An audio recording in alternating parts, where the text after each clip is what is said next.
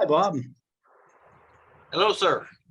I'm Oh, sitting here looking at the other stuff on the from Mandy. Yeah, it's going to be it's a huge agenda. Whew. It's been a month off. That's what you get. I was going to say that's what happens when you take the summer off. That's right. I actually, I see Marnie's logging in right now, and Nick is going to be a little bit late to the meeting today. I'm driving to my house now. I got out of a lunch appointment in Salt Lake late. But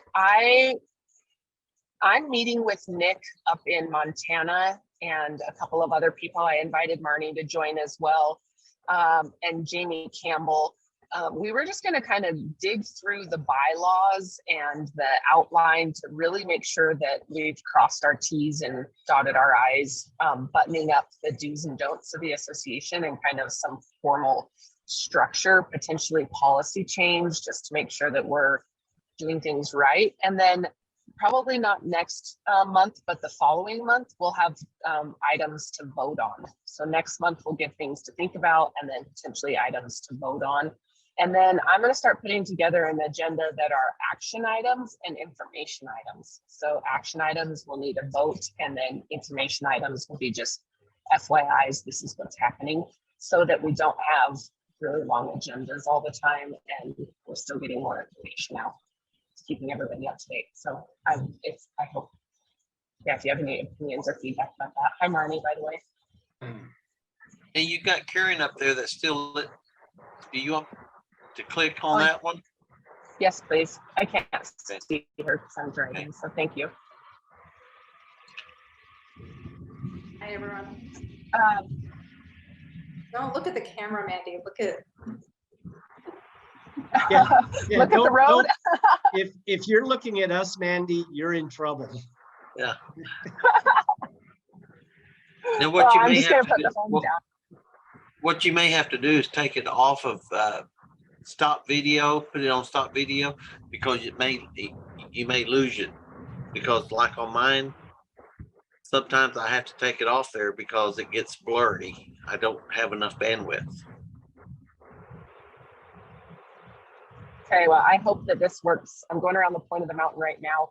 I was just going to say, again, thank you guys very much for joining. And I hope that all of you got a copy of the agenda. It is pretty robust, but with being gone for a month, I wanted to give an update and some points to discuss.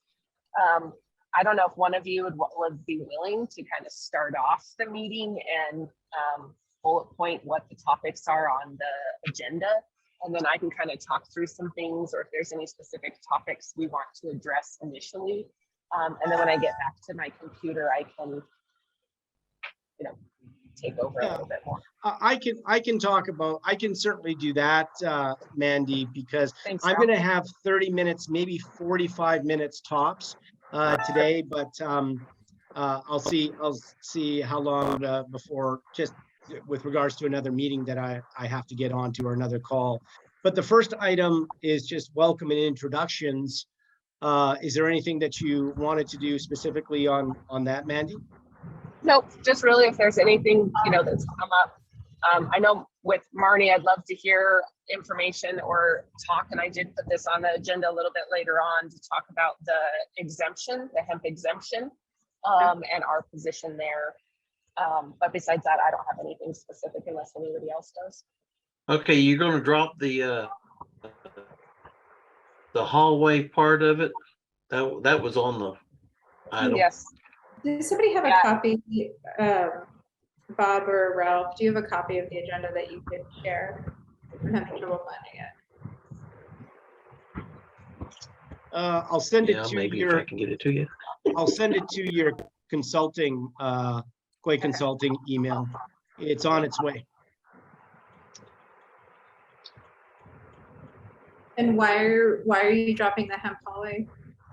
Cost. It's $12,000 a year for us to keep going, and we're not getting engagement from it, and so it's more a cost issue. We can hold on to it for about 3 months if something were to come in, or we get a grant that would allow us to keep that. but I've been exploring other member platforms and talked to Ralph a little bit about option for like a source hub or other alternative platforms that would still give us same connectivity without the $12,000 a year cost. True. So, I think there's better out there for a lot less. So on that, Mandy, I tell you, the timing could not be better because I'm literally in Source Hub's office right now. Awesome.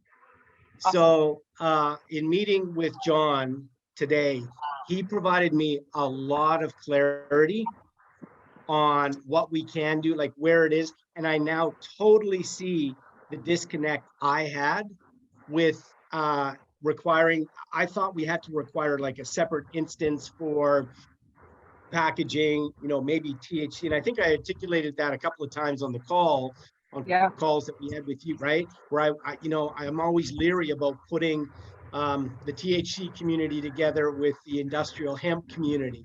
And yet there's ways to do this and use Source Hub. So I'm vetting this all out with John, and I'm pretty confident I'm going to have a way to be able to do it, at least to be able to do it like, how you want to be able to set specifications that people have. So I know you have Hemp Hallway set up kind of like, let's call it the LinkedIn of industrial hemp. I think we can get there with Source Hub eventually, but I don't think it'll be that to necessarily start with. But I do think it will be now the way that you would like it to be, but not just on, for people just to sign up and come on board. The economics, I don't think will make sense, but the economics will make sense for those that want to actually source something or source transactions, which is what I think you really wanted to do with it, right, Mandy? Yes. Yeah. Okay. And I have explored other like member platforms like MemberClick, and there's one other that provide the like member portal where people could log on. And then I also like the map aspect, where I've been working with our website team to put together the map piece that just lives inside of our website instead. I just don't know how robust that's going to be. And so it's something I'm thinking about. But so just on the sort, there could be functionality for that within Source Hub as well. Okay. So, but let me, like I just started meeting with John. So let me, over the next couple of days, figure that out. But Mandy, like I feel I owe you an apology because I think I thought it was different than it was when we originally chatted with John. So he set me straight today, and I'm excited about what can be done with this, because I don't think we're going to need separate instances. I think we can create an ecosystem that the industrial hemp people feel they're part of the industrial hemp side of it. Packaging, if there's anybody that on the CBD side of it that needs packaging, John's already got that covered off. If there's recycling or anything that needs to be done, either on a plastics basis or there's so many things that we're able to be able to do. I just gotta get into it a bit deeper with John. Cool. Well, I appreciate you taking a step and looking at that. Long story short, for Marnie, and I see Nick is coming on right now too, but Source Hub is basically a hub where we can source services and materials. So like I said, John has created kind of an ecosystem model where you can invite different supply chain contributors into your sourcing platform, basically, and it allows you to create connections. And I see this as valuable because then the association could potentially monetize or track connections that are being made versus just the connectivity platform. So Marnie, long story short is I'm trying to figure out what the best platform is for us for the connectivity piece without costing us 12, 15,000. Okay. So yeah, that sounds like it might be a good option. Yeah, hopefully. The next item is a have spent 1,400 on increased impressions for Friends of Hemp? Yeah, so I have a Google grant that we received. It was $100,000. That money is what has been spent from that grant to increase impressions. We redid the Friends of Hemp website where our videos and our events live. So another hard part about the Hemp Hallway is it's a third-party website. So I couldn't run any promotion for our attendance or videos or content because all of that lived on a different website instead of Friends of Hemp or Global Hemp Association.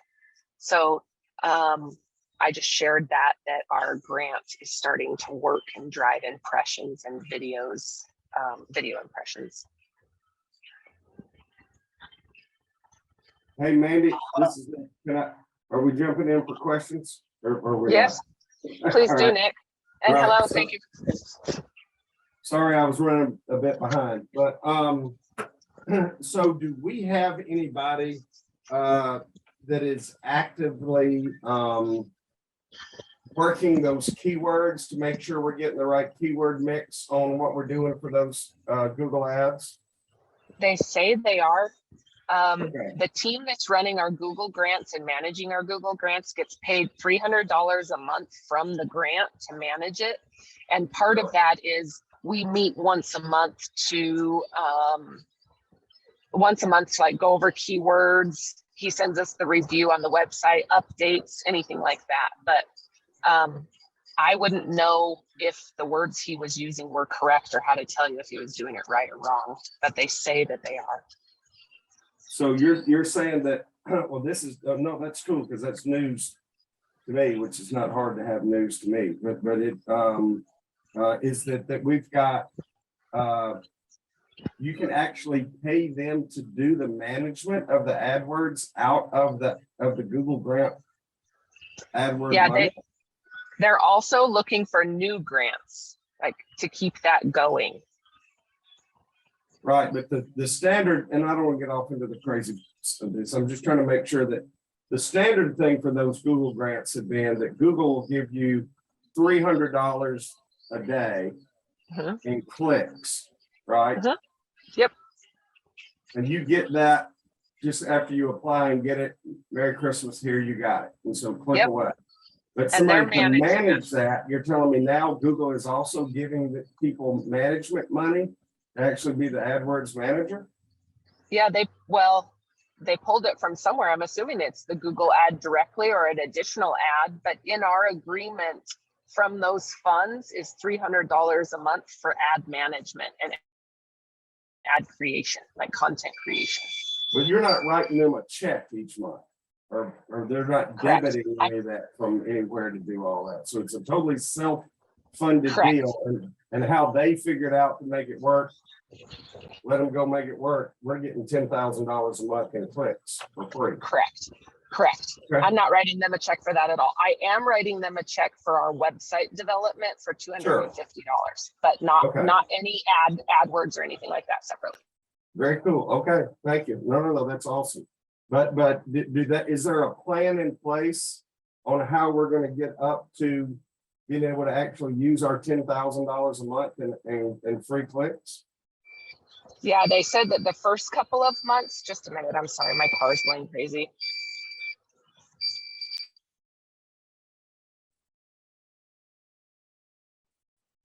They said that up for the first couple of months that it's a little bit slower going and then they ramp up. So by month 3, we should be at our full balance. Okay. Could you just add in, if you can recall this for as a thought process, some of the ads that we can, particularly since they're doing the web page, we could actually have events that we do ads for a specific event, right? Correct. Not just we can't do ads, but we can do AdWords, and the landing page goes back to our event page. Right. So that is, so like the top 3 landing pages we have are the donate, the event, and our content, like our media and resources page. Well, so I'm then wondering if that might be something that we could put back into our advertising for us to be able to go back to our larger donors to say, one of the things we can do for you, because Friends of Hemp is a nonprofit, we could actually help promote your event. So if you're having a field day, or you're having an annual meeting for your rah-rah banquet, or you're doing something like that, and that's important for you, we can be driving traffic to our landing page that talks about the great things our sponsors are doing. And we could list out in that. And of course, the person then has to click from there to go back to their, so you're not giving them an ad, but you're giving them this kind of interim in here that is maybe driving traffic to that, and then being able to put up one landing page that specifically are, here are the great things about our sponsor. And then we could then have our sponsor, our larger donors that could put on part of that.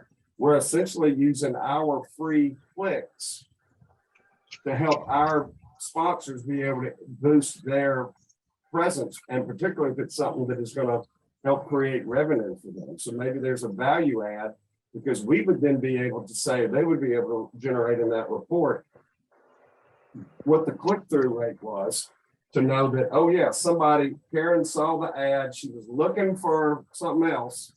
She saw something that popped up on the Google ad that took her to the Friends of Hemp page, to that landing page. She got to that landing page and said, oh, I had no idea that Marty Incorporated was making silk purses out of hemp. I think that's fantastic. And so she buys 10 purses. Now she's got money that she, but there should be a way to track all of that. So that we then go back to the sponsor, right? And go, hey, Marty, guess what? According to us, there were 87 people just in the last week that came to your website because they came to ours first. It's just kind of a value add problem. Yes, and I think we can. I could pull the click-through rate, right? We have the Google Analytics where we could see that. And I think adding that landing page would be very easy to do as a value add for sponsors. I do have a sponsors tab, but I think that, like you said, it just has to be a page or a direct link that could link them back. Okay, that's groovy. Yeah, depending on what the ad word is. I'm sorry I took us off track, but I think this is a huge asset that we want to make sure we're milking every bit of this that we can milk out of it. I think it's a great point. Well, and having that community calendar, if there's somebody who can manage that would also be really helpful. Because right now there's no one place you go to see a lot of different events. You have to go to each organization's list of events. So Mandy, next you had, I want to add our own content to these pages for blogs, Jackie Smith, and then need to get into about trials and data to generate revenue. Yeah, so I've talked a lot to Karen about this and multiple. I think that one of the things I'm struggling with is getting our word out, outside of just our mouths to people about the seed trials so that we can sell our trial data and generate revenue back. And so I've talked a lot about wanting to get some blogs written and put out that will basically talk about what we're doing, that we can send to different farm journals and organizations. And Jackie is the member of ours. I've spoken to her. She's about $500 a blog though. And so I wanted some feedback on, I know Karen had mentioned, potentially having somebody or seeing if there was somebody that we could use. I'm home now. So. Yeah, I would. But yeah, right. I wanted to would offer. Say that again. And it may just be a logistical pain in the butt. Okay, so I get it. All right, but it would seem if we were offering blog space that is kind of a pay to play, to start with our sponsors, or let's start with other people to say, and part of the package is once whatever we're doing on the blog every 2 weeks, whatever the venue is, you can have one of these slots. I mean, as long as we kind of do a little pre-editing, that we make sure you're not going to talk about something off in crazy land. But if they want to be able to be our guest host, hear from our members corner or something like that, that may be a part of the package of what you're trying to be able to say. We have X number of impressions a month that come on the website. you'll be prominently figured. It's not gonna be just a little tab over to the corner. We're gonna leave a spot on there that's gonna be the current blog. And you know, Karen can talk about whatever she wants to talk about. If she wants to talk about how great her cats are, we may have to come back and go, Karen, that ain't gonna fit. But if she wants to say, I've been through so many farm bills, I hate to tell you, I hate to count, but let me tell you about why this last hemp hearing that they had a couple of weeks ago. Here's my version of the positives and the negatives of what happened at that hearing. That's a lot of valuable stuff. And it's not coming from somebody that's just random. It's coming from somebody that knows what the heck they're talking about. So somebody may want to talk about their seed. Or somebody may want to talk about their new product that they have developed some raha yaha do. And it might keep you from having to find somebody to go out and kind of interview or create content on that. You let other folks have it, and then maybe you got 2 or 3 things in the bag that in case it doesn't, you know, you don't have anybody, you can pull from this kind of library, you know, of any one of us that might work. 500 work. I mean, however many, I don't know how many words we're talking about, but even still. No, Nick brings up a really good point, Mandy, whereby, but the also, particularly if they're a guest blogger that has another blog, then they can backlink to that site. And that backlink for them on an authority basis is going to rank them higher. So there's the value in it. I would hazard to guess that we would be able to find some people within the hemp world that would want a guest blog and rank their site higher through the backlinks. I think that the guest blog piece is a great idea. I think where I was trying to go is GHA content, focused on our seed trials or focused on moving the data forward for GHA. Okay. You know what I mean? I think both are great value, but I guess my question is, you know, being able to present GHA, write GHA content, and talk about selfishly our trials and why people should pay us. How often do you think that the blog ought to be freshened up? Is it a weekly blog, a monthly blog? No, she suggested 2 a month. The one blog she did as a sample for me is pretty big. It's pretty robust, with the goal of being able to chop it up and use it throughout the month. You know, so strategically use a blog or 2 blogs with the same focus on all social content. But again, a 500 to 1,000 is a bit out of my price range unless we were to get grant funding. And so that's why it's on there as a want, not a vote. But 2 a month doesn't seem like very much. Like people will read it and then sort of forget about it within those 2 weeks.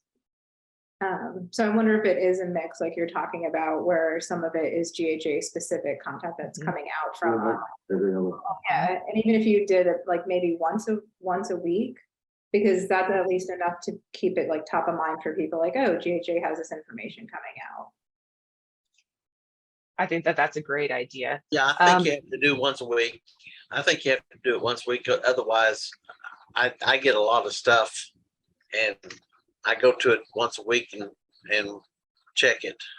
Or I marked it where they send it, instead of sending me stuff daily, or I mark all my stuff where I get it once a week, and then I just pull it up and read it. Yeah, so you could alternate. You could do 2 a month of paid content potentially, or content from other people, and then 2 a month from GHA. Because I also don't think if you did 1 a week about the seed trials, that might be too much. I totally agree.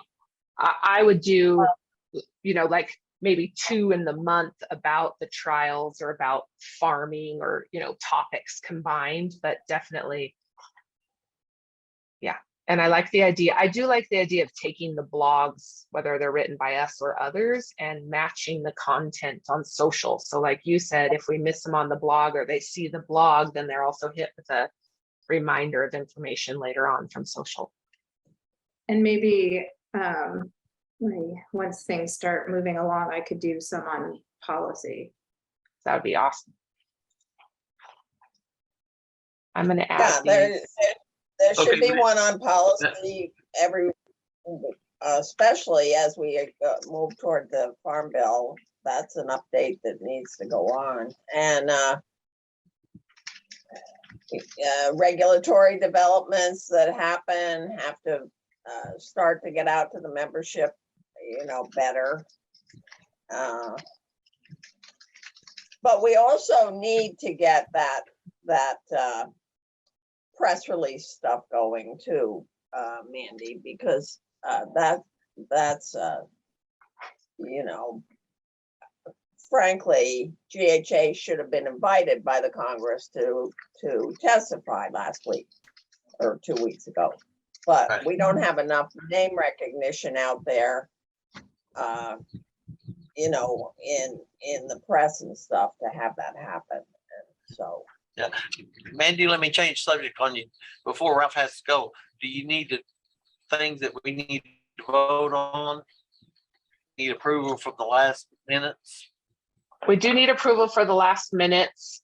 And I think the big thing, kind of like I mentioned before, is we're going to meet in Montana. Marnie, I sent you an invite. I didn't know. I assumed you'd be in Montana, but if you're not, this is what it's for, is we're going to sit down and meet and kind of brainstorm some of the foundational things about GHA, make sure that we're crossing our T's and dotting our I's, and then going to come back in October with some things, or in September with some things to think about, and October with some items to vote on. Did I say that right, Nick? Nick's helping me. Nick did really great and went through our bylaws and our proposed bylaws for USHCA, just to make sure that we're doing things right in-house to match our bylaws and keep, as we grow, the risk from being picked apart. If I said that right. I don't know all the technical terms. Right. Nick? Okay, so first of all, I'll make a motion that we approve the past minutes. Any unapproved minutes? Just last month. Second. All in favor? Aye. Aye. Pass. I, Motion approved. What else do Mandy, we need? when to vote is on that for you? Montana meeting? When Monday is and that Tuesday. Montana? It's like the 9th and 10th, I think. 8th, 9th, and 10th. I'm driving up September? Sunday. No, 9th and 10th of August? yeah, this week. And Oh, I, Yep. I won't be there. Okay. I guess one thing I've been wondering, and maybe I've just completely missed this, if there's something in place that we already have established, like that distinguishes the board from the advisors, and like what the functions of the two groups are. Because I was looking earlier at the agendas earlier this week, and it looked like they were similar. So the advisory meeting, I'm really just sharing information, and the board meeting, I'm really seeking advice and agenda on where we're going.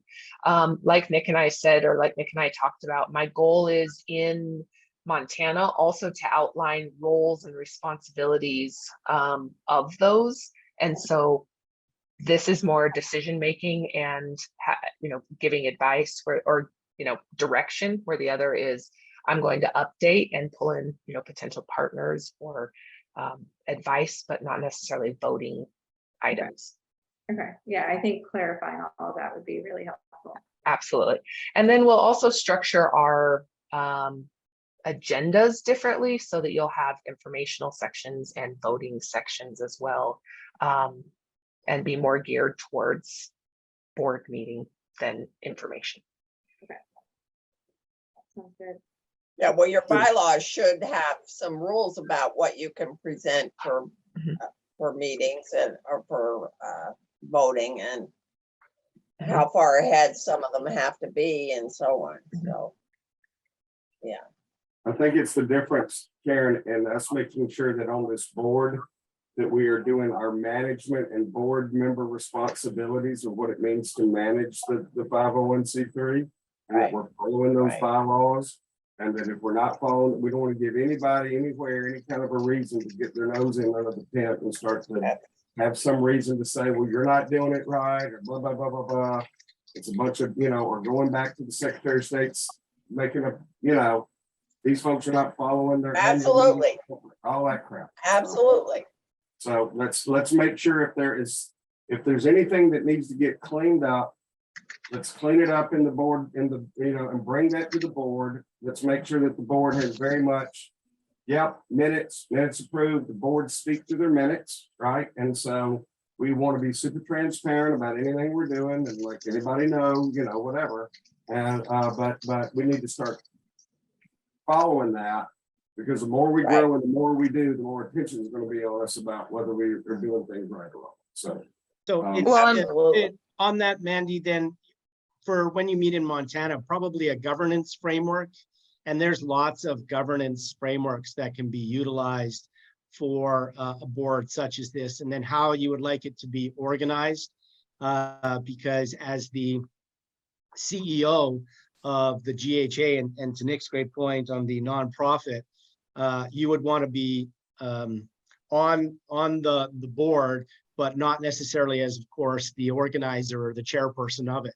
But that would have to be looked at from the governance rules, and maybe reverse engineered around the 501c, and maybe probably of any of us, Marnie would have the greater expertise around that. Well, Yeah, because we're gonna have actually three. We're gonna have GHA as the umbrella. We've got Friends of Hemp as a 501c3, and Ushka, God willing, we get them together to go ahead. We have to have three votes for Ushka to transfer. And one of the three votes has been in Morocco and Spain for like a month. So, but they're a C6 also. So GHA and they are sixes, and then the three. So yeah, for the IRS, we got to follow the rules, and for people that might want to shoot at us, we got to follow the rules. Well, and also our members. Yeah, some more structure around what the requirements are and the process for getting on the board and the advisory board, I think would be really helpful. Right. Term limits, Right. some about the responsibilities, all those fun things. Yes. No enormous statements, right, that I'm not profiting, and all that jazz. I think selecting people, understanding our roles and responsibilities as board members. You don't show up for X number of meetings in some one time, but we ought to set all that up on the front end so that every board member really knows what they're getting into, instead of just being able to say, hey, I think you would really make a great addition. Why don't you come be on the board? Well, that's awesome. We need a nominating committee or an agreement on all nomination. that stuff. That's what I'm. How that's going to happen. We're just going to brainstorm. On the same page about that. That's great. I'm glad that's going to be worked on. And if you want me to read anything else. Mandy, is council going to be with you in Montana? Who's going to be with you in Montana? If Marnie's not there, I certainly won't be there. Nick will be there. Our best of you are going to get this straightened out, or what? No, we're just going to outline, ideas and thumb through things, and then bring some opportunities to think about to the board, and then in October be able to vote. But the goal is to really outline.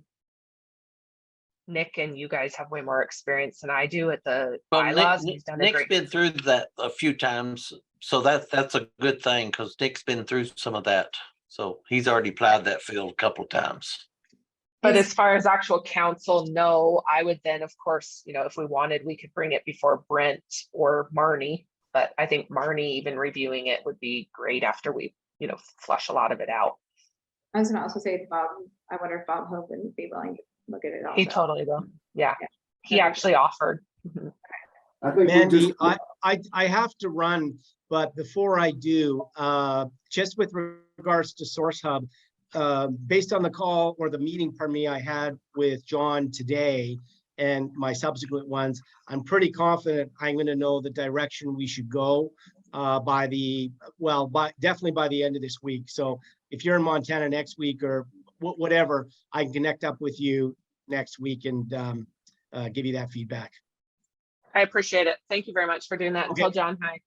Thanks, everyone. See you, Ralph. Thanks. Bye-bye. do we want to move on to staff updates? Yeah, please. I brought a new video editor person on, and my social media group in the Philippines kind of switched over, so I had to hire somebody new. So same cost. I pay like $4 an hour and $4.50 an hour for social media and video editing.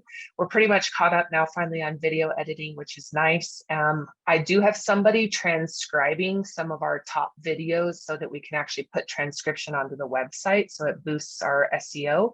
Right now it was just linked to YouTube, so I'm in the middle of doing that. So Michael's the new social media person. Elena is she's been with me for 2.5 years. I did just mail her a computer. Her computer broke, so I purchased her a computer on my own and mailed her a computer. I need her to help me, so that's awesome. And then I brought on now CFO. Originally, they were working with me as an accountant, and I brought them on when stuff happened with Kayla and Joanne, just to make sure my I's were crossed and my T's, or my I's were dotted, my T's were crossed. So I had a third-party accountant basically skim our books, prepare our taxes. They were supposed to have a report ready for us today, but I just looked at my email and I put October 5th or August 5th. So as soon as I get that, I will send financials for the last 2 years over and current financials, just so you guys see where we're at, where everything is.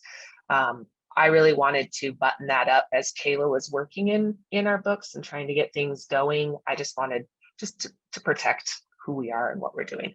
So they're great, but they're a third party. I pay them, it's like $100 and something an hour, and I've paid them like for 4 hours total.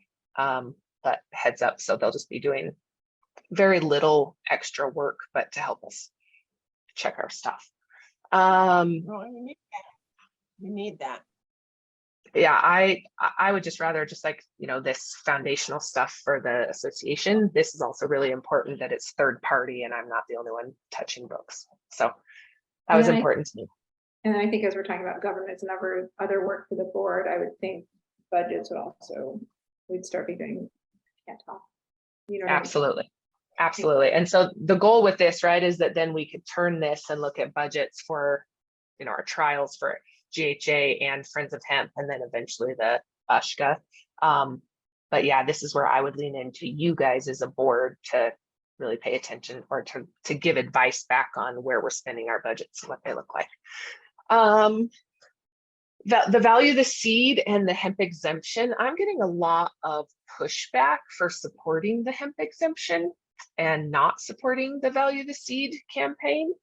I've had some really good discussions. I unfortunately got cornered into mediating the seed discussion again at GHA, and it gets heated and it's hard because there's very different opinions. And so I'm kind of curious from you guys on where we sit publicly. I'm very pro hemp exemption. There's a lot of pushback on being able to get the hemp exemption, about lack of trust that we'll be able to qualify, especially with the grain aspect versus the fiber. And then there's a lot of support from US Hemp Roundtable for the value of the seed, and therefore Josh has been least nice person in the world to me over it. And so Marnie, I'm kind of curious from you, as you guys are working on this, and where do we as an association want to sit publicly with these two campaigns that are really butting against each other? And I don't think they necessarily need to. I don't necessarily think they need to either, but that's what I'm hearing. Is there a reason? What are the specific reasons people are saying like GHA shouldn't support the hemp exemption?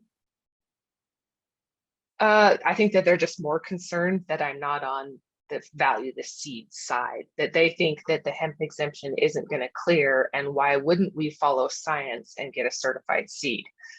There's a lot of, I think it's more even the demeanor at which I'm being approached that is a little intimidating to me. And Karen, I kind of talked to you about Josh's demeanor. He sent me another great email.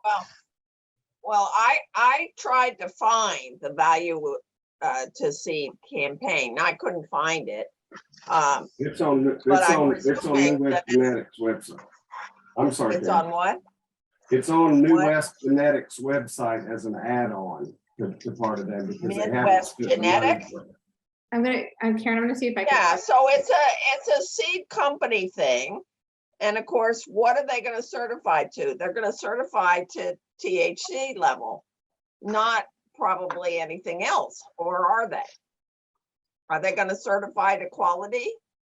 To the amount of harvest we get? You know, if it's just being run for the seed companies, then of course they want a certification program because they're gonna say, well, we're gonna be sure you don't get hot. And what else are they gonna say? We know from our field trial that some of the stuff that's being sold as good stuff isn't coming out so good. So it's What's basically, your, oh, go ahead. I was gonna say, what's your opinion, Marnie? So basically, Karen, I just put the link in the chat. Oh, yeah. Okay, good. So it's basically more a political thing that you're getting pushed back because people think this other thing should be promoted and not this thing. Is that right? That's how it feels, right? And it's a lot of question from me about what the proposition is, like how we think we're going to get it across on the grain side. And then there's the pushback for the existing policy around fiber already being exempt from the testing. Okay. Darwin, I let me send you an email Darwin sent me recently. And let me know when you're ready to hear some more thoughts on that. Yeah. Please. I think there's two pieces, and it kind of goes back to our previous question that I have heard as far as GHA's part. We have supported and I have endorsed the value to seed piece, okay? And I mean, from the co-op. And part of that is nobody at Value to Seeds asks us for any money to be able to lobby. The hemp exemption folks have said not only whether we think it's right or wrong or whatever, but write us a check so we can go lobby Congress to be able to get this put in the next farm bill, which we think is a little too much sugar for a dime already on the front end about part of that. The law is already there in the current USDA regs that give the states the authority to be able to exempt that seed, okay, and be able to do that. Bill Richmond has said at USDA, he said very clearly in those 6, now 7 states where USDA, where AMS is actually, managing the hemp program, like us in Mississippi, like Mandy in Utah, like Wisconsin and these others, that after the first grow season, they themselves will then go back and you can prove that the seed was, it was not, genetically growing hot, then they're going to exempt that seed going forward anyway, in any states that they have something to do. So we were influenced primarily by one of our, we've got a guy on staff with us that has been, he worked for the House Ag Committee for the chairman who's been through 5 farm bills. And his whole point was, I'm just telling you, when you get down to the lick log and you're trying to organize all this stuff, somebody's going to look at USDA and say, why do we need to do this? And Bill or somebody's going to come back and say, the states already have the authority to be able to do it. We don't know why this needs to be a national mandate. And it's just too much at once for us to think. Plus, we think ultimately the genetics have a much larger trump card than I promise I didn't do it and I promise it wasn't growing hot. And so in the market where you've got the Delta 8s of the world that essentially are backdoor entries into a hole that nobody thought about, a loophole that was in the other farm bill, it just stirs up a whole lot of discord and problems. I'm not saying that the hemp exemption is wrong or bad or not, is not good thinking, because it can be. But the whole thing was write us some checks, everything we've heard and everything that was pushed. So I'm just saying from our perspective, that's why we went that direction on part of it. I think the other thing that people maybe like Josh and whoever else are getting their knickers in a knot about goes back to our previous point, which is, where did your board decide that? Did you, is that a board decision that y'all have decided that you're going to endorse this particular thing, that you're, whatever the thing is? And then did your board hear both sides of all of these arguments? Did you allow the value to seed people to speak as well as do this to be able to kind of make a decision? And I think it's some of that just kind of yickety yak going back and forth to do it. That American, is it the Seeds Association? Karen, what's the name of that group? I don't know if you're looking at their website, but ASTA. yeah, ASTA. Yeah. I mean, Yeah. that's not a Jake leg group, I don't think, right? I mean, but it is a. Oh, no, they're the real deal. Right. I mean, and so it's Yeah. those kinds of things. And so, Marty, I'm not saying we're right. I'm just saying that that's the way we went on it. And so I think what you're getting is feedback from people within the industry that have very strong ideas about it on either side, that don't believe that the other side has thought through it, or maybe not only that, but hey, can't we all, it's one of those growing pain things in the industry because we don't have enough. There's no one entity, right, that where this gets vetted and it gets decided in a policy piece. Yeah. There's And no that's what I one do say. policy making or policy review group. No, that's right. And I'm sorry to be so strong about the value of the seed. I'm reflecting obviously what I've heard, and I will read about it now that I can find it. But I had a long talk about the hemp exemption with the woman from IND, and you know, it's got. Look, I've been doing this since the 70s. I've been doing farm bill since the 70s. The whole thing's not going to go in, and especially not if the roundtable is pushing a whole other side to things.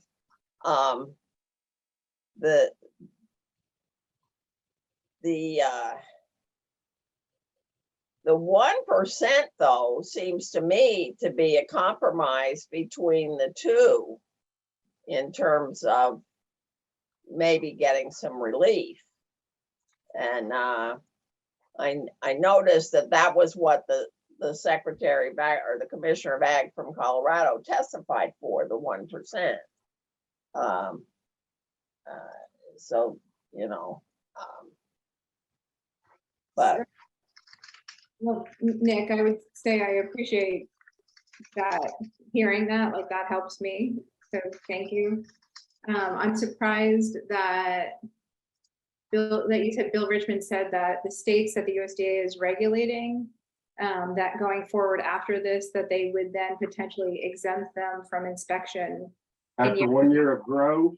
In year two, right? Because In year two, and if the data is there to be able to show them to back it up, it's not just some carte blanche.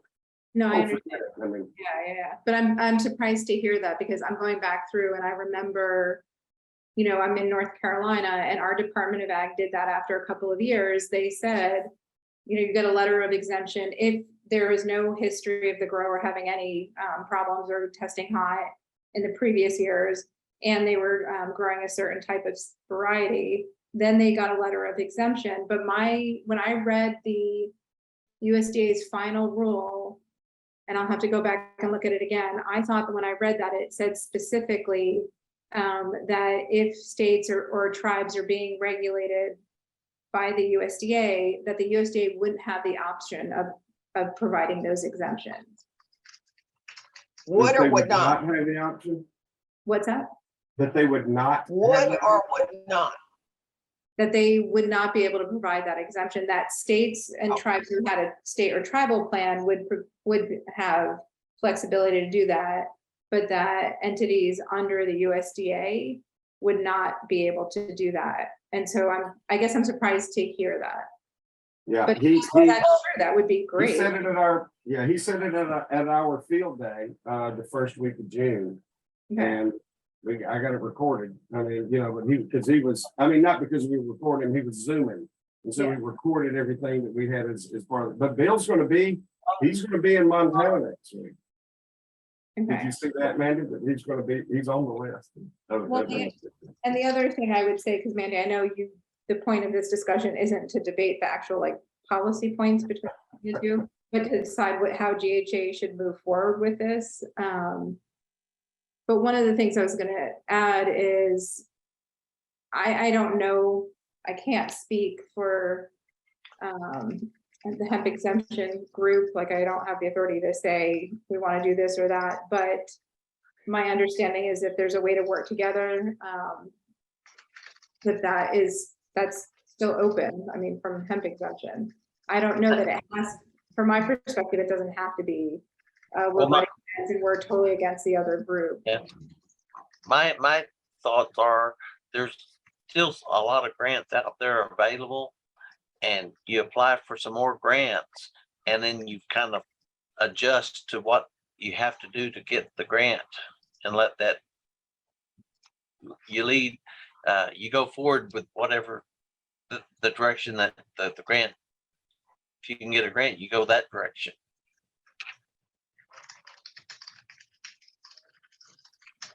I do have grants submitted, speaking of. In fact, Karen, I sent over a list of like 8 additional grants that are all for variety trials that I'll apply for. But I need to submit more grants. I wish there were 10 of me, 10 grant writers on the funding side. Well, let me just add one thing here. Mostly for everybody. Richmond can be giving the state's authorities to do certain things and say that he can't. One of the reasons he can't is that DEA is going to get in the middle. And until the law gets changed, they have, from the Congress, the right to try to intervene in the hemp business. And I don't personally think that they've given up. And especially with Delta 8 coming up, that creates a problem for us. The argument that, oh no, we don't make anybody high and you can't do this, that, and the other thing. It gets put on the griddle.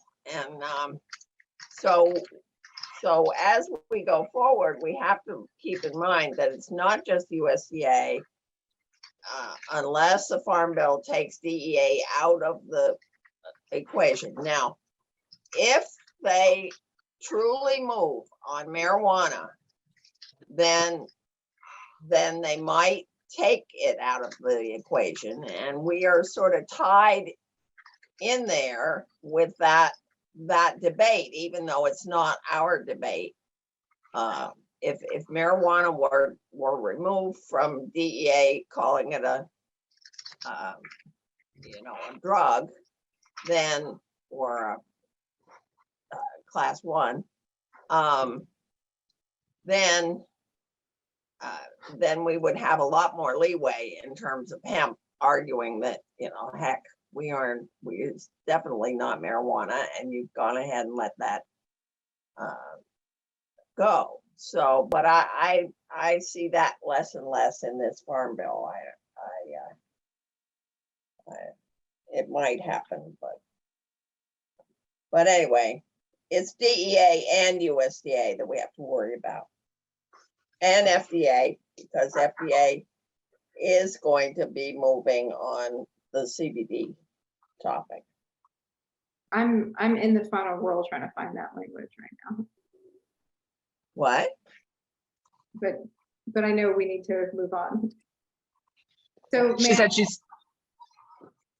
I was just saying I'm looking for that language in the final rule. But Mandy, I don't know if we've answered your question, like as board members, like how should GHA position itself in terms of these types of conversations, right? Because isn't that essentially your question? right. We haven't answered that yet. Well, and I'm wondering, do we open our panel up, right, for both? I reached out to Wendy and have invited her to come on and present, and she hasn't. I was going to propose it again. I saw Emma this weekend, you know, as a proposal, and, you know, being able to drive that this isn't an either or, but potentially both. Like, why couldn't we do an exemption and a value the seed, you know, one for the cannabinoid seed as well as the fiber and grain, and try to, you know, get away from this split in industry. I think we should. That'd be my counsel. My counsel is not just write Wendy, but put anybody else that you know of that you see on that list. Midwest Hemp Council is on that list. They've endorsed both. Okay. Yep. I don't know, is International Hemp a member of GHA? Is Eric Singular on? Have they paid up for GHA? NIH, you mean? Patrick, you mean? No, Eric. No. Eric Singular with International Hemp. Oh, yeah, I don't know. I don't know what Do that you know, is. Mandy, off the top of your head? No, I don't know. Okay, what I'm saying is instead of just writing in Emma and Wendy, put us all on there at once and just say, we just got through the board meeting. We wanted to make sure that we're giving all folks an opportunity to, you know, say your two bits, your two pieces and parts. And, you know, Wendy, if y'all would like to come on and do that, we'll make a time for you, just like we made a time for Morgan and the lawyer lady from Oregon, whose name I can't recall. Courtney. Yeah. And just say, let me know when you'd like to schedule. And then you've done a CYA, and if they don't follow up, then that'd be my counsel. Give them an opportunity, unless you feel very strongly that we as a board ought to revote and recertify and reback up that yes, we should only be in hemp exemption, and we should not be in value to seed. Unless you feel that way. No, I don't think that this should be an either or. I think that they both are limiting potentially and both beneficial. I agree. You know, and I think that I do get nervous about the, and I had a really good conversation with Dr. Dave this week about the certification not being stable enough to corner farmers into a certified seed. But that doesn't mean I'm against certified seeds long-term, right? I am very concerned what it's going to do to limit our market for farmers on the industrial applications, if that's all that passes. And I think that's where my reservation comes in, supporting exclusively one versus the other, where the fiber and grain, I see this as, if you don't comply, it goes back to just the same as if you had the wrong license or you didn't have a license at all, right? If you're growing for cannabinoids and you registered to grow for fiber, shame on you. But anyways, that's my humble opinion. Can I just, so what I just put in the comments. So there's a whole section in the final rule, and it's called performance-based sampling. And that's the language I was looking for, where it basically says that, if, like I said before, if you're a state or a tribe and you're submitting a plan, then you have the ability to do this. But then the last paragraph in that section, it's the first link that I put in there. It says page 52. And then the quote is, since USDA cannot develop performance metrics that would be applicable independently from where the producer is located, producers licensed under the USDA plan are subject to the sampling requirements in the rule. And I think it goes on to say that might give them some flexibility to change it, but that must be where Bill Richmond is now saying, now that we've been doing this for half a year, once we meet that year mark, we will change what we're doing. And he didn't say it was carte blanche, by the way, Marty. He just said, if it proves out. Yeah. In those states, and they're going to have to, but they're not going to get it in year one. Correct. They're not going to get it until they planted, until they're able to show it at least in year two. But that is where they were headed. So anyway, but That's good to know. Thank you. So yeah, I mean, I agree. It could be a conversation, but I think Mandy, the bigger issue is it's not just about this instance of where we now have these two groups and we have people who are like, trying to pit one against the other when that may or may not be the reality. Or Right, maybe, right. maybe the reality, but I think the bigger issue for us as a board is how do we address these issues going forward? Because it's not going to just be this time, right? These situations Right. are going to come up in the future too. So we need to develop some kind of like guidelines or something as to when GHA takes a position and what that looks like. But I think GHA taking a position on policy is different than providing that educational opportunity. So if you have somebody come on and speak for an hour, I think that to me is very different than saying GHA is taking a stance on an issue. I 100% agree with you. Right. And I think even this, right, is taking a stance on an issue and bringing people on is perceived as the same sometimes. And so I do think that by bringing New West or Value the Seed on kind of helps to show we're supporting industry and talking about the good, bad, and ugly of both campaigns, without saying we only support one or only, are actively pursuing policy for one. Is that, am I saying that correctly? And if there's something you need to, oh, go ahead. Well, I was just thinking, one of the things that GHA is really well positioned to do would be, for instance, to ask ASTA itself. They've been looking very carefully at the hemp seed issue, and NASDA, which has also been looking at the hemp issue, and maybe there's a third group, I'm blanking on the name right now, to sponsor a discussion where where GHA looks for some of the issues around what's going to happen with seed and certification and what it should be certified for. And we all agree that certification is a good thing, but what are we certifying? And and comparing it to other crops. Like, I think it's important to have the discussion, of what does big ag look like for certified seeds compared to where is our industry at today. I like the discussion. I like the suggestion to bring in these other industries. And I think even bringing someone in, like you, Marnie, to the discussion, or even to developing questions around the policy and how some of the day-to-day stuff affects policy, or policy could affect that day-to-day stuff. And I was going to add before, like, if you need me to like write up some kind of disclaimer, or I don't know, whatever, that'd be a good idea. I don't know how to. Well, I think what we need a white paper that covers a lot of the issues. And is such a paper available? I don't know. To compare the two, Karen, to compare the two. No, Go through the various proposals, because that's what the Congress is going to have to look at. So, one group's going to go up and tell them this, and another group's going to go up and tell them another thing. We need to be looking at all the proposals and, see if we can play some kind of a role in that. But if GHA can be if we can just be the conduit and the avenue for the discussion, then that brings a whole lot of So my counsel for this, if you want to spread it on the minutes as a board thing, so you can say the board said it, okay? My council motion or whatever would be for you, Mandy, to reach out to everybody that is a GHA member that is on the Value the Seed, and let them know that you want to give equal time, for lack of a better way of saying it, to allow them to come on and say their two pieces.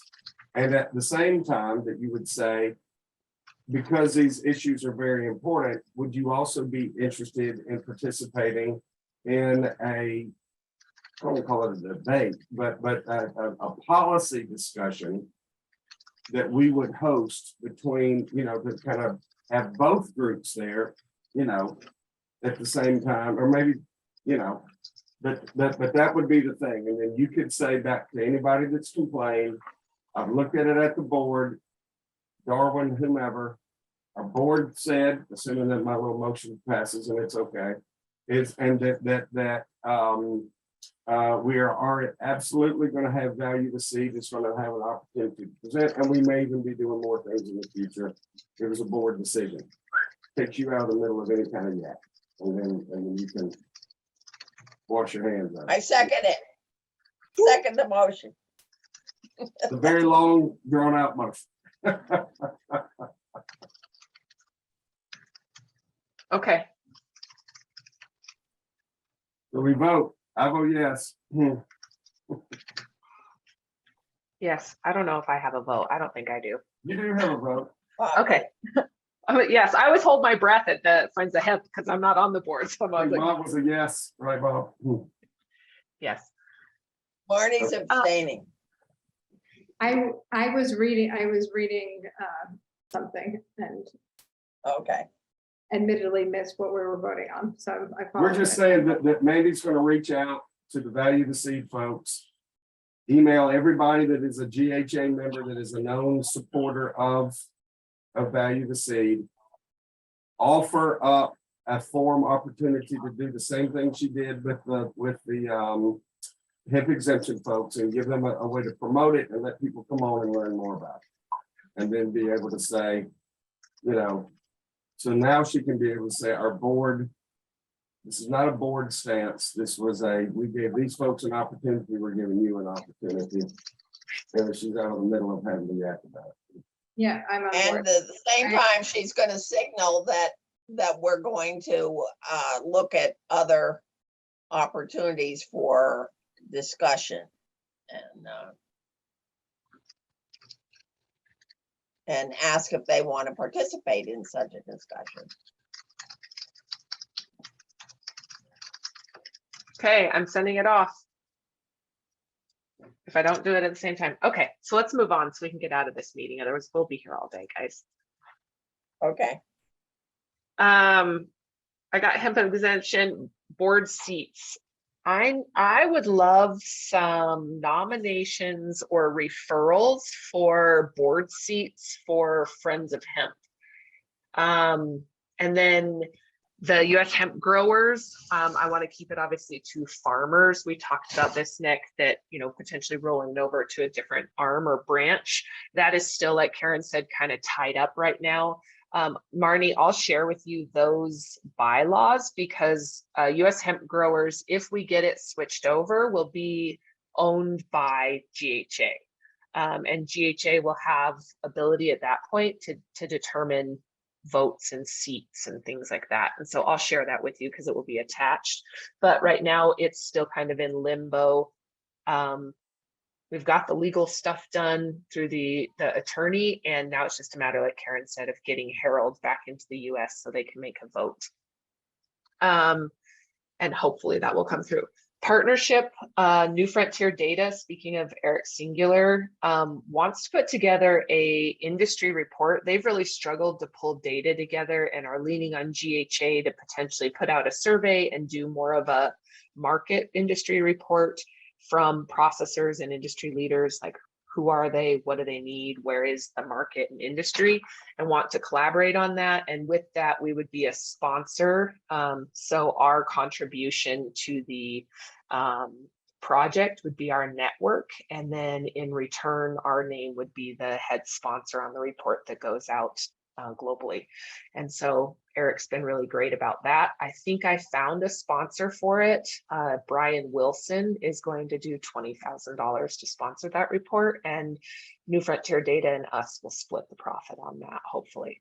When I was on the phone with Brian yesterday, something I wanted to talk about is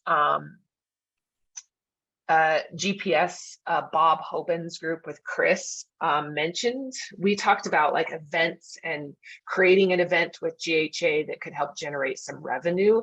And a suggestion came up to do a road tour instead.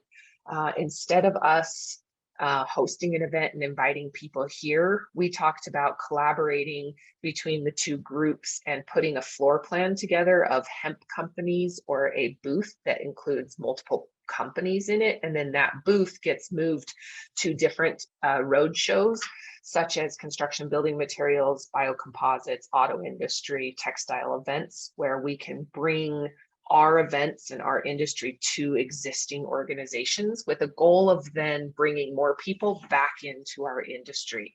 So instead of creating a new event, actually hitting the road and going on. And Brian Wilson also again was like, yeah, let's do that. So then I talked to Ken Elliott about it. Ken also wants to sponsor something like that. And so I'm presenting this at at the Montana event to see if we can gather some collaboration for a road show. So and then I received yesterday, this is really exciting. So for the last couple of months, I've been working, I think I told you guys, with the UVU students, Utah Valley University. There were 6 grad students that were assigned to us. We built out a co-op model and they interviewed 100 farmers in Utah about all different topics. They asked them a number of different questions. They went out and visited them. They built a model that's like a spreadsheet that I'll share with you guys that we can add as a value to our members that allows you to like put in all different reasons why you would want a piece of property or to grow hemp or work with a certain farmer, and then it assigns a value and then takes that location and assigns it a value based on all of the touch points. So for example, you wanted to be close to rail, you need water rights, you need, miles, acres, whatever it is. There's up to 20 different components and then 5 different pieces of property. And it calculates based on all of these different things, what is the most viable piece of property or location for farming.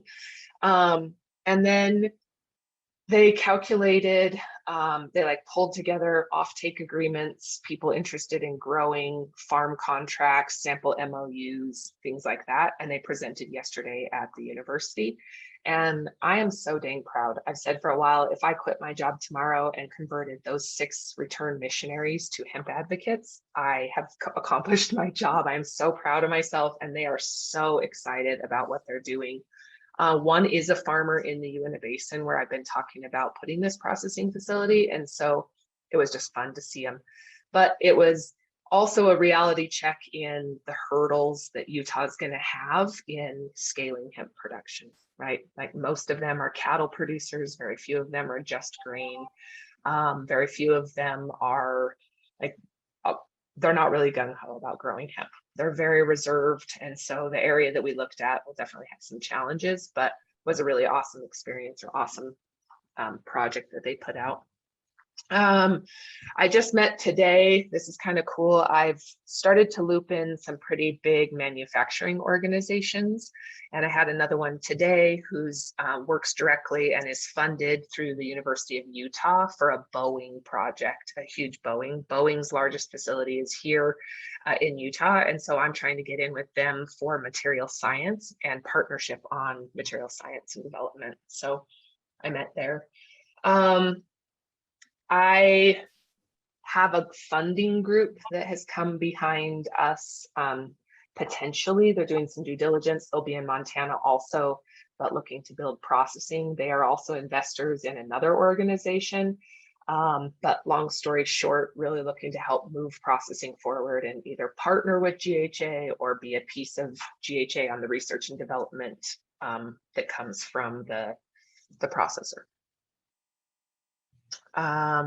As far as committees, our farm trials are going really, really good. I've gone out and seen a couple of locations.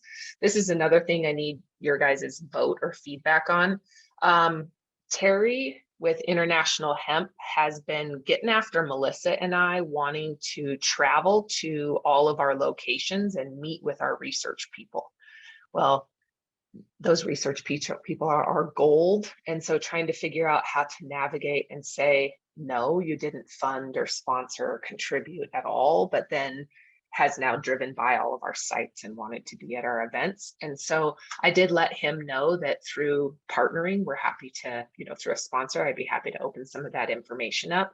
But right now they're under contract and we didn't contract with our crop consultants for visitors. So because of that, I didn't feel comfortable. I just put it back like that's not in our contract with them. But just heads up that they're breathing down our neck pretty tough on our fiber trials. And you don't want to give away your information. Right. Right. Well, and they're definitely It's been interesting. Like you could see clear as day that Well, and trials were. Go ahead. Well, I was just gonna say, you don't also want them to start shooting at the trial. And saying they've seen it and they think blah, blah, blah. So, I, I think there are gonna be some people that are quite perturbed about what we're gonna find. And we need to be cognizant of that. Yes. Well, and Melissa's been really great. There's another gentleman who is a crop consultant who has one of our trial locations. He's been a crop consultant for 36 years. He wants to join our team to develop the protocol for next year to support Melissa. So Melissa would still be able to manage those trials. And I'll tell you what, Nick, I don't know about your advice or if you saw her fields, but her fields are 5 feet taller, fuller, plusher than any field I've seen. It's crazy. And I haven't seen a lot of fields, but the reason I'm bringing it up is like her attention to detail is on point, and her skill for putting these trials together has really, I mean, Ben at IND Hemp said it's the best field trials that they've seen. I've had multiple other universities, call and contact. And so I like being able to put her at the front, but I would like to be able to relieve some of the workload if this other crop consultant is willing to help contribute to some of the protocols. Yeah. And then Karen, I sent over, this is another topic, right, that a lot of our members are sending information on, is the US Hemp Roundtable's testimony about fiber and CBD. I haven't watched it and dug into it very deep, but same thing, wondering what our involvement is or what we're going to do to get more involvement around the fiber and grain, bringing fiber and grain, I guess, into the discussion versus the roundtable focusing on the CBD. Well, I mean, Marnie really needs to be looking at that. And I did get to 38 minutes into the hour and a half, and then I had to go do something else. So, but the hearing was not balanced. I thought that Mr. Wong, who did testify for the roundtable, is he our member too? No. Fiber? But No? Mark Sutherland has been involved lately, and I actually asked him to join. He's his operations person. All right. Well, he did a good testimony, but the whole thing was very oriented to, except for the opening remarks, where the members did talk about fiber and building materials and paper. So a few of them kind of mentioned these things, but the 5 testifiers really did not. So it was basically a CBD and growing, discussion. Andy, one of the things I've learned is the groups in Canada, they can't do a lot of stuff in Canada, but they'll give you a lot of information that you can take it and edit, because that's the way they can get their message out, because they're just running up against a brick wall in Canada. And they'll also might be a buyer for some of our information, because they've got to get some outside information to get some more ammunition, because they've gone as far as they can go until something else happens. I don't think they can move the needle by themselves.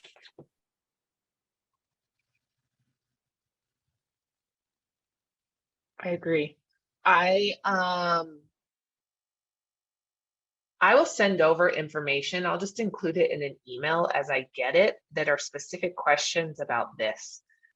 Klaus, one of our members, sent over some specific questions. I'll forward them to you, Marnie, just so you see what's being said, and then we can decide, you know, what it would take. Big thing for me is like employing Marnie or any of us to be doing some projects. We've got to be able to get some capital in so that we can pay for time also.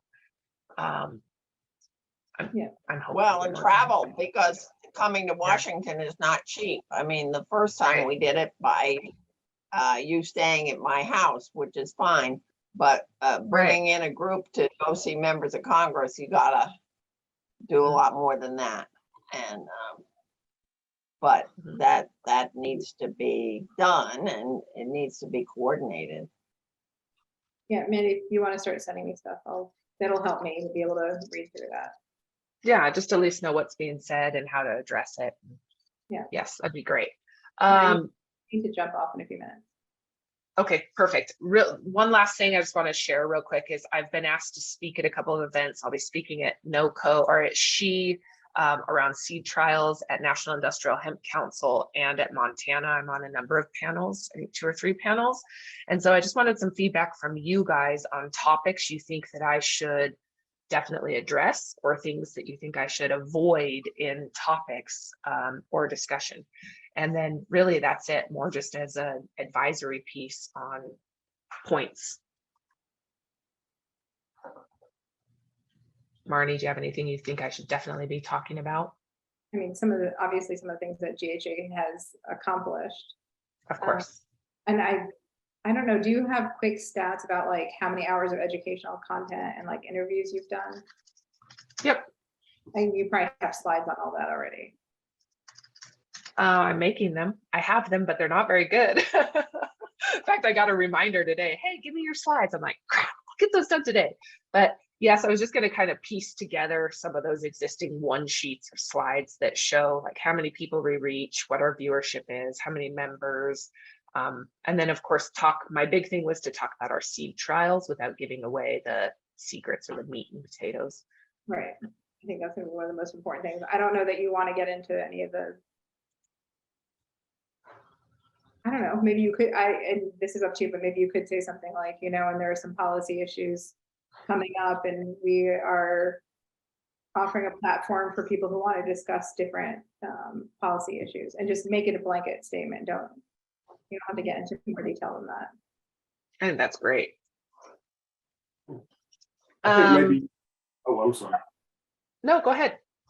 I was saying maybe what you could say, maybe piggybacking on what Marty said, is that one of the things that we have realized that is the value of GHA back to our members is being, as we all work our way through this new industry, is that there are going to be different opinions and ideas about which way things ought to go. And we want to be a forum, a platform, a venue that allows diversity of opinions to be expressed. And you can compare an apple to an orange at the same time. You don't have to just come listen to one and then have to come back and listen to the other, in almost a debate format, not in a negative way, but in a way of 2 sides, 3 sides, all being able to talk about greater, bigger policy issues. And we think that moves the whole industry forward as we merge just as we start to learn how to figure out what is the best thing for the industry and on policy issues. And we want to be that venue for that. And maybe you could even offer it up to say, those of you that would like to have some discussion on that, on other things that you think are important for us to look at, then, you know, it could be the 1% THC question. Okay, there'll be somebody.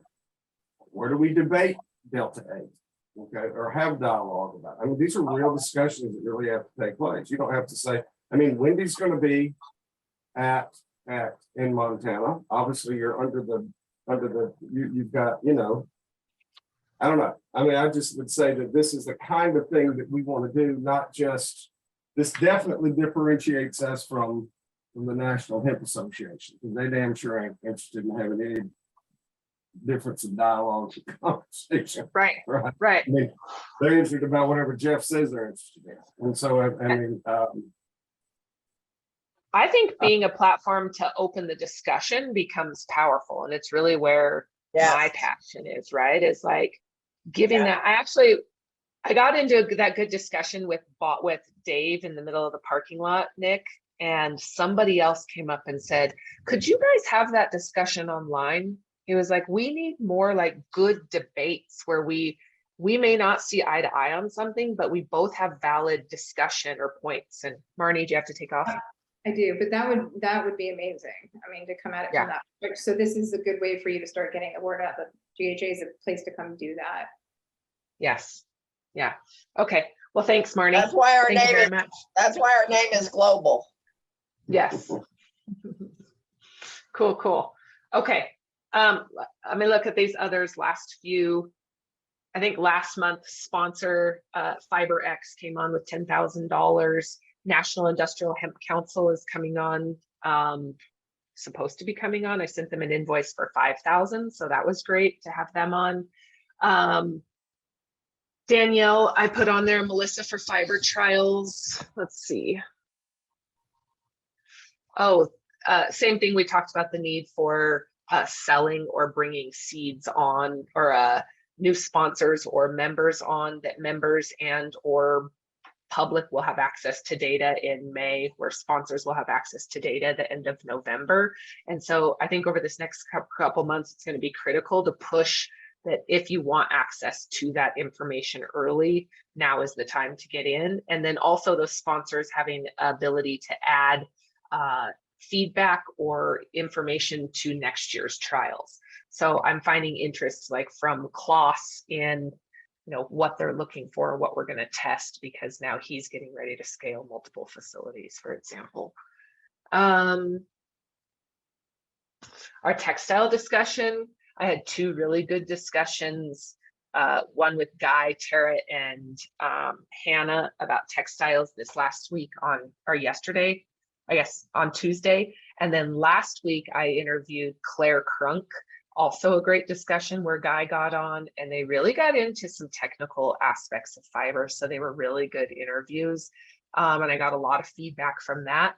And then the last couple of events between Kansas and Colorado, face-to-face events, I've been very busy. And so it's been good. Besides that, I don't have anything else to add. Would it surprise you to know that I had something else to say? Karen, this is why we need the agenda. There's a whole agenda at the end that says Nick runs his mouth, so everybody can leave, and it gives me a comfort level to know that I said something. Maybe I think one of the things we might want to consider as we're moving and going forward on this is really how do we decide what we're doing as far as sponsored content to basically allow people to come in and do their infomercial as a, helping the industry. I mean, obviously I've done it and I've enjoyed it. Okay. And others have done it. And there's been a lot of value for us as members to be able to come out and have a platform to say your piece. But maybe there's a thing that is GHA kind of sponsored event things, like a debate gig versus a, hey, look, it's kind of open mic Thursday. Okay. And if you want to open mic Thursday and you want to come on, and as long as you're not talking total crazy monkeyness and you're a member of GHA and you're a part of that, Thursdays at 1 o'clock is the day, or whatever it is. And just know that that's the spot. You don't have to worry about, doing a tons of PR out of it. You don't have to worry about it. But we are differentiating things that are just my opinion, and I want to tell you about how pretty I am, versus, hey, here's some content stuff that really we think it's moving the industry forward on that has a moderator or has a this, or somebody that gives some pushback back and forth and say, okay, I hear you, Guy. But let's think about this. Let's do this different topic. Or what about this? And I think we can have maybe one a month. I don't think we need a ton of them. I think if you set it out and just said, hear ye, this is over the next 12 months, we're going to have a thing on textiles.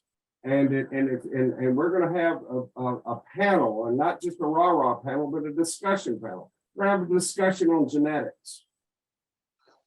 Why should we trust Chinese genetics? I'd come in and listen to that because quite frankly, I don't. I'd really like to know why, okay? And then let somebody say why, and somebody else say, yeah, but not why.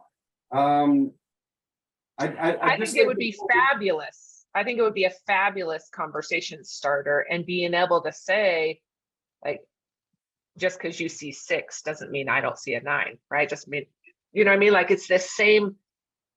What I appreciated, the reason I say this is when I got into this argument, it wasn't really an argument, it was a discussion with Dave. We walked away and we were both like, oh, we disagree, but we agree, right? We both agree that there's good and bad in this, and we see it from a different angle, but he didn't get heated. It was awesome. And I didn't expect him to, of course, but it was exactly what clearly other people were like, yo, we need to see that online. We want, you know, because I pushed back and I was like, I do and I don't agree, or think about this part and this part. And but yeah. I don't think it should be on YouTube.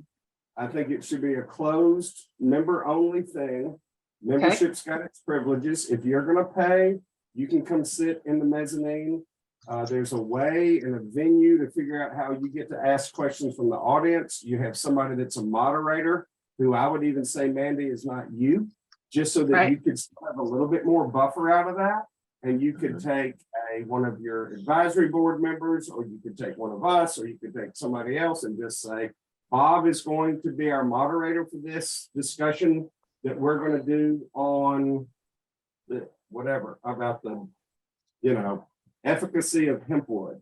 Hell, I don't know. I mean, or building products, or why hempcrete is crap, or something. I don't know. That's not what. Well, we could bring in manufacturers of biocomposites that aren't in the industry or that doubt why they can use it, and then get someone with a patent who's in this space, right? And then have a moderator, anyone on our panel that's in biocomposites, that can actually dive into the questions and, you know, dig it apart a little bit better. And then next time it may be a different moderator based on topic. You know, maybe we bring in Jacob Weidel to moderate and a construction conversation versus, but it's a GHA platform, right? So it shows the collaboration, or Morgan to do the hemp feed, but.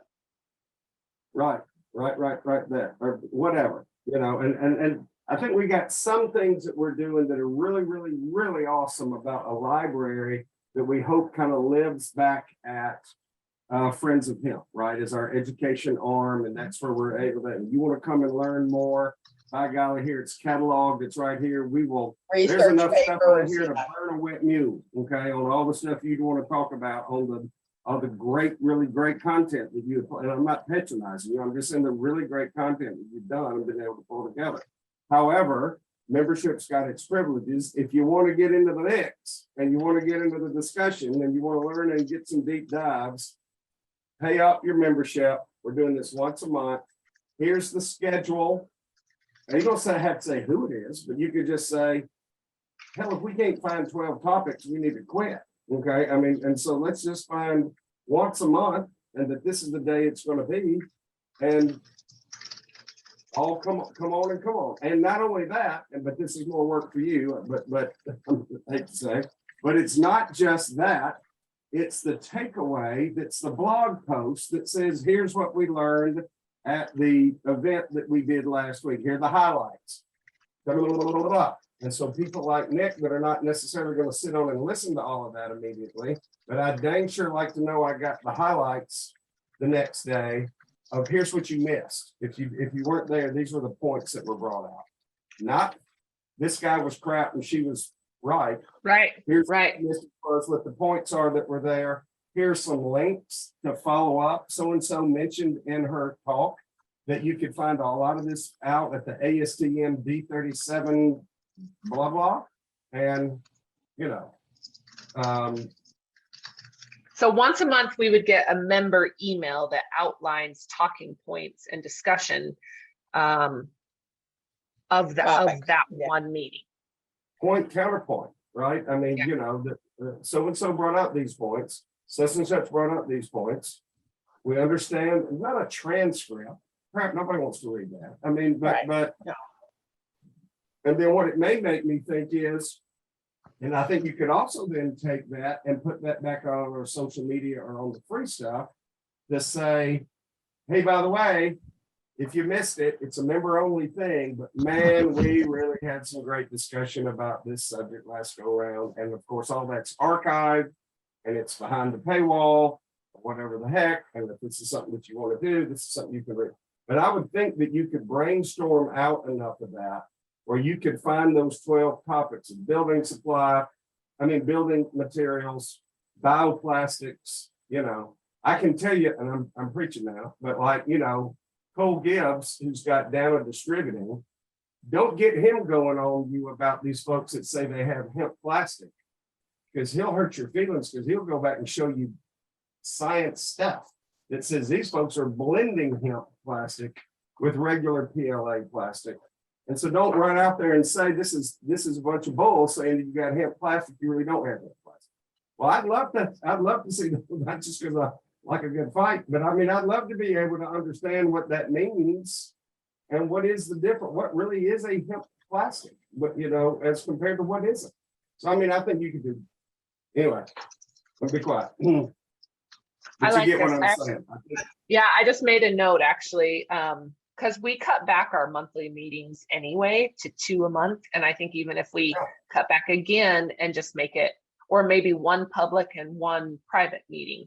I just, as we're meeting face to face, our attendees has dropped drastically online, especially right now where there's 5 farm events this month, right? Or for example, so. And it's the time of year too. You gotta remember that there's some Exactly. people who are real life farmers ain't staying and hanging around the computer. Right. Winter's always going to be better for the online meetings. The summer and the harvest, planting and then tending and then harvest. That's all a issue that keeps you very busy. Something I need help with is I'm having a hard time, and I talked to Karen about this, but I'm having a hard time finding students to help or getting a student for gathering data. I need to either draft I don't know if you guys have any capstone students or if we have any interns that can help us gather data that already exists as the FDA is moving forward with their project and us putting campaigns out, the data piece becomes more and more important. And so I guess that's my ask, if you guys can brainstorm or if you come up with anybody that can or that you think we could engage to do data collection and find what existing peer-reviewed data is already out there, that would be really beneficial. One of the people who testified at that hearing was a Menominee from Minnesota, and he obviously was a pretty bright guy. And he apparently has gone to the National Ag Library and been, pulling stuff there from the records, because of course USDA used to do a lot of research on hemp, and then it was made illegal. And they actually, when I called up the seed bank and asked if we had any seed, they said, no, Ms. Wilcox, of course we don't, which I think was a fib, but that's what they thought they had to tell the undersecretary's office. And but his name was Marcus Grignon, Grignon. And he was a very sharp young man. And when you're talking about, research, we might consider calling him and figuring out, what he's got, because he might be willing to let it be posted with Friends of Hemp. And that would be a start. Awesome. I just tried looking him up and I didn't find him. Okay, well, we might have to look around. We might have to go into the tribal offices and look for him. But he's part of something called Project Heart. Okay. Yeah, did that, and we can go back into the hearing and see a little bit more. But Okay. Well, anything? Hey, Oh, I guys, got Okay. one. I gotta drop off here. I gotta drop I off. see. okay, Good to see you, so, Jay. Bob, good to see you. Bye-bye. Thank you, Bob. Do you guys like my new shelves? Yeah. I love them. The succulents are even better. Yeah. Is that what you call them? Is that what those plants are called? Yeah, they'll only be alive for about another week, so I can't seem to keep them alive. I'm bad. But No one has the green thumb at my house. I got one little plant. yeah, it's bad. Well, Mandy, I I'm bought looking them. forward to our time. Karen, what we're gonna do, Mandy and I are gonna, I've got an Airbnb where I'm staying and for this conference. And so Thursday morning is a kind of wide open. And since she's driving and I don't fly home until after lunch, we're just gonna meet up there and just start brainstorming our little brains out on not only just things that we're calling cleanup for the, not that it's bad, but let's just get it straight with the bylaws. And then also maybe, how do we go forward? And so that there's something that we can present back to the full board to say, if you'll look this over with the full idea that by the time we get on our October board meeting, we're going to say yay or nay about how we changed or updated or did some things in the bylaws there. And I don't know everybody on our board well enough. Mandy and because Karen and I, obviously we've had plenty of good visits and I certainly know that you trust Karen implicitly, which means I like and trust Karen as well with that. We got to make sure, Karen, this is my thoughts. I'm concerned that the more influence we get and the more things we do, people are going to be looking for holes to take pot shots to be able to come in and be able to take this thing back over. And we want to, or try. That's right. Hey, and I want to be able to say full transparency. Yes, the board made that up. Don't get on Mandy about that. The board's behind Yeah. that. And if somebody says, board member, did you know that y'all spent this much money on blah, blah, blah, blah, blah? We go, hell yeah, we know. Go look at our minutes. Is it, you want the minutes? It's in there. I mean, the bylaws say we're supposed to have an annual meeting to elect the board members. Well, we ain't done that. And so we don't, and I'm not pointing bad at Mandy, you know that. I'm just saying we're in your corner and we want to get this done right so that there's not any fodder in the cannon. And I'm not trying to be a conspiracy theorist, but I'm just saying we just want to be able to give ourselves cover and don't invite stupid or trouble. Well, I think that another thing that we need to add maybe to our next board meeting is I need some sort of cybersecurity insurance or a policy of some sort because Well, so we much need money- board insurance too. We need board insurance eventually. Yeah. I've got Yeah. board insurance, but we do need a new policy. to come. Okay. And Alright. but as far as like the online stuff or some sort of protection, this is again outside my wheelhouse, not where my brain thinks, but it was brought to my attention, just because all of our business is done online, I'd rather be safe than sorry and not, get hacked and then we're up shit creek or get blamed. Well, and that can happen and it can be very expensive. When I ran Organic Trade Association, the Chinese hacked us for fun. They were practicing hacking. And I did trace it to China, not to a person, but they had my whole membership and took us down. Well, luckily, every night we took a run of whatever was in the computer, and it was actually hand carried to the home of our CFO. And we had access to another place that we could then pull up the membership. So we were only down about 10 hours. But to buy the security, the cybersecurity software that I had to put on to our computers to get back up, as I remember, now this is 15 years ago, and it was $12,500. Yeah. So today, it's gonna be $30,000-$40,000. Well, in that And, case, Oh, I'm sorry. go ahead. No, I've got a friend of mine that's a client that I do some work with, who's an adjunct professor at Weaver State. He lives not far from you. Oh, yeah. Yeah. Yeah, And they represent 600 different IT vendors. Okay. They got everything under the blue moon that you would think of. Okay. And we're actually working on a broadband deployment that we're trying to do in the Mississippi Delta right now. So he's, we all got to have our side hustle to make a living. That means you're not in the hemp industry. You're not making some side. yeah. So anyway, he's the guy. His name is Larry Welch, WELCH.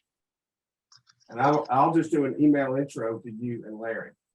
And if you want to learn, if you want to, when you want to, it's not an insurance policy. Maybe that's needed. It's more of a technology thing where he's able to set stuff up and go, this is firewall on top of firewall on top of firewall, and here's the secret code. And now you've got so much cover around you. This is how you can, I think that's what I need more than a policy initially. Like a policy. Yeah, you don't need a policy. Right. I need the system or the You need- structure that provides that firewall or that security Right. from And being he could probably tell you how to put a lot of stuff into a secure part of the cloud where you would be offline off your own stuff and you could retrieve it. That's the kind of thing we have to worry about, is that somebody goes after you and you can't get your stuff. It's called BMAC is the name of his firm. B is in boy, T is in Tom, Mac, MACK. I'm about to Okay. email him right now, okay? But Thank you. I don't have any idea what his pricing is. I don't know how any of that stuff, but I can tell you, I trust him implicitly, okay? And he'll put you together. He's like it's like an independent insurance agent going out and finding and putting together the best deal for you based off of what your needs are. He does the same kind of thing for IT work. Okay. And he's, I did that's check. what you need. Yeah, I did check into this. A year ago, I just didn't have money. It's I got it. expensive now to run on Google. Google is cheap yeah, but and no security. So Okay. anyways, okay. Thank you Cool. guys. groovy. I'll see you Monday, Tuesday, whenever I see you. Yes. Thank you. Okay. I'm excited. I'm actually, Cool. I'll drive up. I'll probably be in Monday. So if you're there, I'll let you know, but I think we're going to leave here Monday, the FAR meeting is going on starting at 1 that day and on Monday. Oh, good. I'm so- hey, Karen, Nick joined What? FAR. oh, good. Yeah, sucker. So- when I found out, I was like, oh, I'm so jealous. If we had money, we would be there 2 days. money. Yeah. Congrats. money. We were invited. No, we were invited, but we had to put up $200,000. We didn't have $200,000. Yeah, Nick, what's different? How come yours is There's no different? money. Because if it was money, sister, we wouldn't be a part of it. I can tell you. Okay. So the deal is, and David Sutroff is going to be there. You'll be able to talk to him because he's the guy bird dogging it, and so will The one Larry that sent Smart. us a letter. Yeah. So there's a 2-part thing. Essentially, this is what it says. Is you are expected somewhere at some point in time to offer up some type of a research project. And you submit a project to the FAR committee, to the Hemp Right. group Committee, in yeah, there. Right right. now, that's Sutroff, Larry Smart, and Bob Pierce in Kentucky. Okay. And then there's a FAR dude that is like the guy that runs FAR, it's the staffer, if Yeah. you will. All right. Yeah. And we so met you with tell both them- him and Sue Shop. Yeah, and we want to do blah, blah, blah. we're going to want to do a trial at some point in time to figure out the best variety for energy. Okay, that's really going to produce the best energy crop for hemp. We're going to get to that. Right. This will be a year before we do it. And when we do, then Dave is going to put, because he's our point guy, Dave will end up putting together a proposal. He'll say, this is how much we think it's going to cost. Here's how much we think it's going to be involved in it. X, Y, Z, ABC. And let's just say it's $1 million and it's going to take 3 years to do it. Well, if it is $1 million in 3 years to do it, then we have to come up with 50% of that. a percentage. We'll have to come up with like $60,000. Yeah. But of that 60, we can have half of it in-kind contribution. So you might be able to come back and say to somebody like Marnie or somebody like this or somebody like that, will you be our smarts to be able to put up the in-kind? And so, but now then FAR will have to decide whether they're going to fund that. They may come back and say, that's a bunch of horse feathers. We're not giving you $1 million. They go back to the drawing board, cousin, and shut that thing down and give us a different scope. Okay, well then, but you're a part of it. There's no joining fee, but once you do a part, and you can't just hang around at the mezzanine and hang out and listen in. You got to participate. See, we were hoping, Nick, you wouldn't know this, but I actually wrote the FAR statute. Okay. Wow. And Okay. and I just told you something I didn't know. You let me pretend like I knew what I was talking about. Because we went to see, I took Mandy in there because we hoped that we could put up part of the money and FAR would help us fund the field trials. And what we got back was this letter. And I think they've now changed their criteria because I think what's happened is that maybe they couldn't get as many people with $200,000 as they thought. So we got this letter that said, you know, we'd love to have you be one of the 6 members of this starting group. And you just have to raise $200,000 and be, you know, and of course, here we were trying to raise airfare. Heck no, we wouldn't have been doing that. I can promise you. Anyway, Larry's the guy. I mean, David's the guy, and you'll be with him. Well, and so, Andy, you should talk to him and just tell him that we hope we didn't misunderstand, but when we read the letter, we realized that we just really couldn't join. But he told us in that meeting it was $250,000, and then we were like, okay, how are we going to get around this? Yeah. Well, and but we'd love to participate with them again now, and we've managed our own field trial by ourselves by raising the money, and maybe it's time for FAR to step up for the, you know, the next. Maybe they could piggyback. They could take the money of what you've already done and certainly count that as the match, but then help go get, you know. Anyway, I think that could get figured out. All right, I got to roll too. Well, thanks. Okay, bye. See you Monday. I'm presenting in Montana, and so I will about our trials. So this will be a good opportunity regardless. But thank you guys for all of your time and help. I appreciate you. Thanks for the long meeting. Bye. Talk later. Great to talk to you. Okay, bye-bye. Thanks, Karen.